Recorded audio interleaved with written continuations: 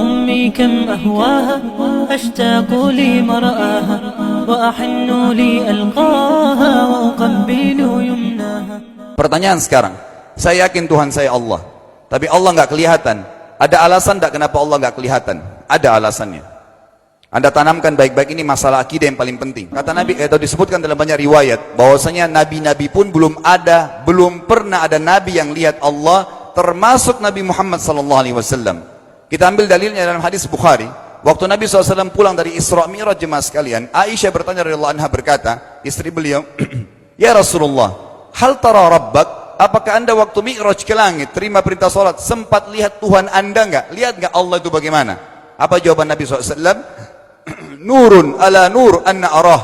Allah itu cahaya, di atas cahaya, terang sekali. Bagaimana saya bisa melihatnya? Artinya Nabi SAW mengatakan, saya sendiri belum pernah lihat bagaimana itu Allah. Contoh sebelumnya Nabi Musa alaihissalam. Nabi Musa waktu menerima wahyu Taurat, itu selama 40 hari, turun Taurat lengkap. Al-Quran 23 tahun baru lengkap. Kalau Taurat 40 hari, nunggu di gunung Tursina. Tursina sebuah wilayah di Mesir sekarang. Itu banyak gunung-gunung batu, ada satu gunung batu yang tinggi, Nabi Musa nunggu di situ. Setiap hari Jibril datang turunin surah, turunin ayat gitu. Setelah berlalu 37 hari dari 40 hari menunggu Taurat turun, Nabi Musa alaihissalam tiba-tiba bertanya kepada Allah, mengatakan begini dalam Al-Quran, A'udzu billahi minasyaitonir rajim, Rabbi arini anzur ilaik. Wahai Tuhanku, izinkan aku melihatmu. Aku beriman kau ada ya Allah, tapi aku ingin lihat kau bagaimana. Allah menjawab, tidak mau mengecewakan Nabi Musa. Sebagai manusia Allah mengatakan, lan tarani. Perlu anda tahu dalam bahasa Arab jemaah sekalian, ada 3 kosakata la, tidak yang berarti tidak. Ada la biasa artinya tidak, ada lam dengan mim, lam artinya tidak pernah, ada lam dengan nun, lan artinya tidak akan pernah. Allah mengatakan apa? Lan tarani, kau tidak akan mampu melihatku wahai Musa. Tapi Allah nggak mau kecewain Musa. Ternyata Musa selama 37 hari jemaah sekalian kagum-kagum melihat gunung-gunung batu di situ. Pergantian siang malam, burung-burung yang terbang, air yang mengalir di lereng-lereng gunung. Lalu dia mengatakan, Allah mengatakan apa? Walakin unzur ilal jabal fa in istaqarra makanahu fasawfa tarani. Coba kamu lihat gunung-gunung batu di sekitarmu hai Musa. Kalau mereka bisa menampung kedatanganku, kata Allah, kau akan bisa melihatku. Apa yang terjadi? Allah lanjutkan, falamma tajalla rabbuhu lil jabal. Waktu Allah baru niat mau datang, belum datang, ja'alahu dakka. Semua gunung batu itu hancur lebur, tidak mampu menampung kedatangan Allah. Wa kharra Musa sa'iqa. Lalu Musa pingsan tiba-tiba. Waktu Nabi Musa bangun, langsung ucapkan kalimat, amantu billah. Saya beriman pada Allah. Berarti fakta lapangan, nabi-nabi aja belum pernah lihat Allah. Masih pertanyaan lagi jemaah sekalian, kenapa Allah nggak bisa kelihatan? Saya akan jawab dan tolong ini jadikan sebagai pegangan hidup. Ini landasan akidah kita. Kata para ulama, karena anda kalau sholat, anda mengucapkan satu kalimat yang merupakan jawabannya. Allahu Akbar. Allah Maha Besar. Akbar adalah siga mubalaghah dalam Islam. Sesuatu yang melampaui batas. Maha Besar. Kita terangkan. Kata Nabi SAW, perumpamaan bumi yang kalian tinggali ini dibanding dengan langit pertama di atas kepala kalian, ada 7 lapis langit. Allah mengatakan, sab'an shidada, 7 lapis langit yang kokoh. Alladzi khalaqa sab'a samawatin tibaqa, yang menciptakan langit tibaqa bersusun, 1, 2, 3, 4, 5, 6, 7. Allah di atas langit ke-7. Kata Nabi SAW, perumpamaan bumi yang kalian tinggalin dibanding dengan langit pertama di atas kepala kalian, ibaratnya seperti cincin yang dibuang di padang pasir. Jadi kita tidak akan pernah bisa melihat ujungnya langit karena kita sangat kecil, dan ini terbukti secara fakta. Apakah anda sudah tahu bahwasanya miliaran bintang-bintang yang ada di atas kepala anda yang jaraknya sekian miliar tahun dari bumi dan sekian miliar tahun lebih besar daripada bumi, sekian miliar kali lebih besar daripada bumi, itu semua berada di bawah langit pertama. Manusia tidak akan pernah bisa memegang langit ini dengan telapak tangannya, karena dari sini saja ke Pluto jaraknya 270 tahun. Nggak bakal bisa ada astronot dikirim kena mati di tengah jalan. Jaraknya jauh sekali bintang-bintang, dan semua berada di bawah langit pertama.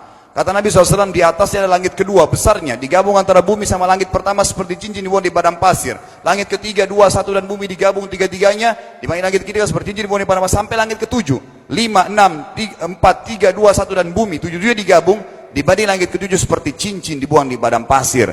Dan langit yang luas ini jemaah sekalian dipenuhi dengan makhluk Allah yang lain namanya malaikat. Dalam hadis Bukhari kata Nabi SAW, waktu saya sedang dimi'rajkan ke langit, tidak ada 4 jari pun ukuran di langit yang luas itu, kecuali saya temukan malaikat yang sedang ruku atau sujud, penuh dengan jumlah mereka. Anda tahu malaikat itu ada namanya nama kelompok. Seperti Raqib, Atid itu kelompok. Di bawah Raqib banyak miliaran malaikat, di bawah Atid miliaran malaikat. Sama dengan Munkar Nakir.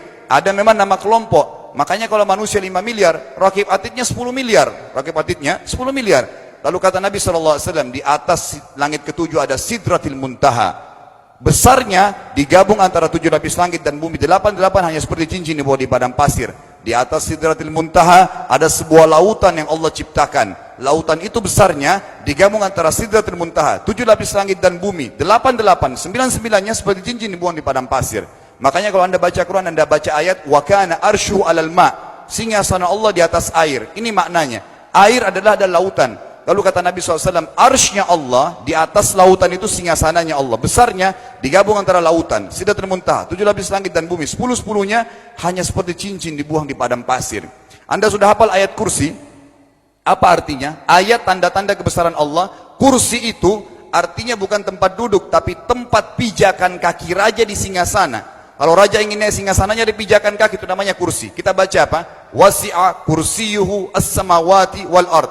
Pijakan kakinya Allah saja sudah menutupi seluruh langit dan bumi ini. Jadi kita mustahil bisa melihat Allah karena besarnya Allah Azza wa Jal. Tinggal kita tutup jemaah sekalian. Kira-kira, lalu bagaimana saya berhubungan dengan Allah? Jawabannya sederhana. Anda lingkari namanya Allah, ini Tuhan kita. Yang menyembah selain Allah kafir, yang mempartisipasikan Allah dengan makhluknya, masih sembah berhala, kuburan, jimat, namanya syirik. Dua-dua nggak boleh. Untuk berhubungan dengan Allah yang tidak kelihatan dengan mata kita ini, tapi kita bisa rasakan keberadaannya, cuman satu cara. Di bawahnya lingkarin ibadah. Salat, puasa, zakat, haji, takziah, ziarah kubur, semua ini adalah rangkaian ibadah untuk berhubungan dengan Allah. Semua ibadah ini jemaah sekalian harus seperti yang Allah mau, bukan yang Anda mau. Ini penting. Karena kalau tidak seperti yang Allah mau, Allah tidak terima. Bagaimana caranya supaya bisa seperti yang Allah mau? Ikuti buku pedomannya. Ada Al-Quran, ada Sunnah. Yang beribadah keluar dari 2 pedoman wahyu ini tidak akan diterima oleh Allah. Seperti Anda kalau kerja di perusahaan, pimpinan perusahaan kasih peraturan. Senin pakai baju kuning, Selasa baju hijau, Rabu pakai baju hitam. Datang jam 7, keluar jam 5 sore. Ternyata Anda tidak. Hari Senin Anda pakai baju yang hari Rabu. Datangnya jam 9, keluar jam 2 siang. Dikeluarkan oleh pimpinan atasannya. Itu baru peraturan manusia. Bagaimana dengan peraturan Allah Azza wa Jal? Maka kita simpulkan semua jemaah sekalian adalah, yakinlah Tuhan Anda Allah ada, satu-satunya Tuhan. Kalau Anda sedang sakit, yang ciptakan Anda Allah, yang ciptakan penyakit Allah, yang menciptakan kesembuhannya Allah. Kalau kita sedang musibah sama, kalau kita sudah senang juga sama. Semoga Allah SWT menjadikan kita orang-orang yang senantiasa beriman padanya, dan juga selalu berteguh dalam keimanan tersebut, serta mengikuti syariat. أمي كم أهواها أشتاق لمرآها وأحن لي ألقاها وأقبل يمناها